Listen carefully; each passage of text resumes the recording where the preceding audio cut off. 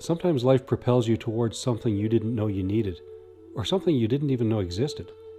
That's how it was for me. I found myself at the Main Intent Horse Farm in Indian River, Ontario, almost by accident. I was the winning bidder on a horse experience that had been donated for a charity auction. The Main Intent is an amazing farm where people go for a variety of reasons.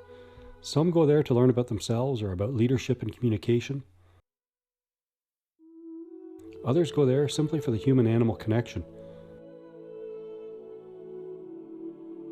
Some go there to help with healing after a traumatic experience.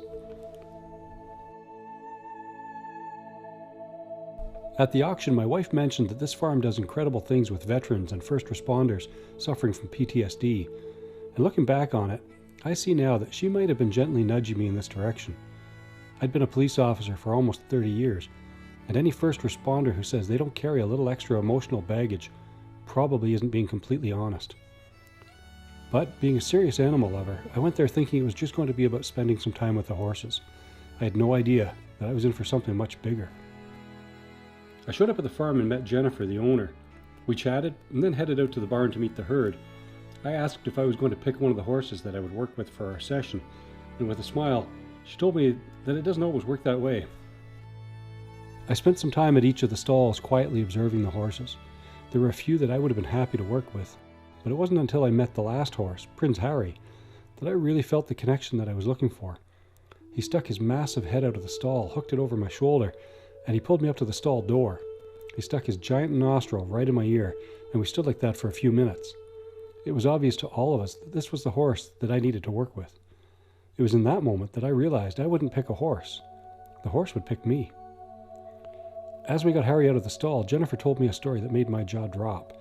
Harry had been a racehorse until he suffered from cardiac arrhythmia. It's a condition where the different chambers in the heart aren't communicating properly, and it caused Harry's heart to beat wildly. He collapsed on the track, and in that moment, his career as a racehorse was over. What was so amazing about all of this was that I too suffered from the exact same condition. I had needed to be defibrillated the day before I met Harry. In the year leading up to this, I had 11 electric cardioversions and 1 surgery to correct the problem, and it had been more of a challenge than I cared to admit. The changes that this would bring for me were difficult to face.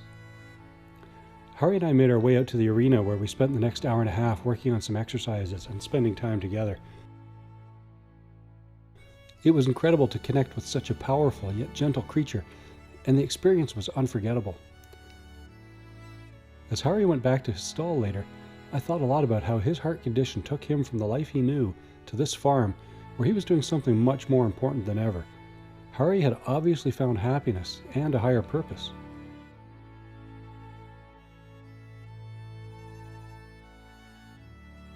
It wasn't until the next day when I was looking at a few pictures from our time together that the true lessons sank in.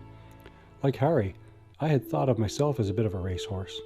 I was a long-distance cyclist and adrenaline junkie until my own heart condition forced me to make some big changes.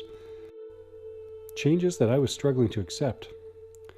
What Harry taught me was that when life presents you with what seems to be the biggest setback, you can always find a way forward.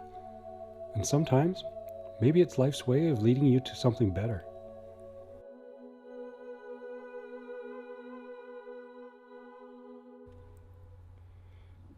I've been out to visit Harry a few times since that day, and although he couldn't possibly understand everything he's done for me, I know he does feel my gratitude.